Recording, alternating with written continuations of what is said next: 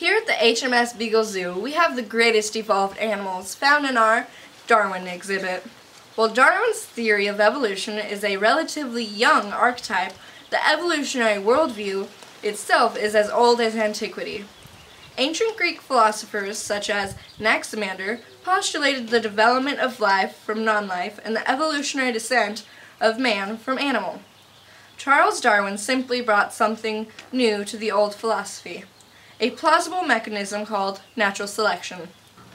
Natural selection acts to preserve and accumulate minor advantageous genetic mutations. Suppose a member of a species developed a functional advantage. Let's say it grew wings and learned to fly. Its offspring would inherit that advantage and pass it on to their offspring. The inferior members of the species would gradually die out, leaving only the superior members of the species. Natural selection is the preservation of a functional advantage that enables a species to compete better in the wild. Natural selection is the naturalistic equivalent to domestic breeding.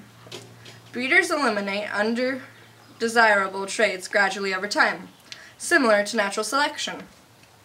So an example of evolution in Africa would be the long necks of giraffes, allowing them to reach leaves on trees, or the powerful legs of cheetahs so they can catch their prey, or the long trunks of elephants letting them reach their food sources.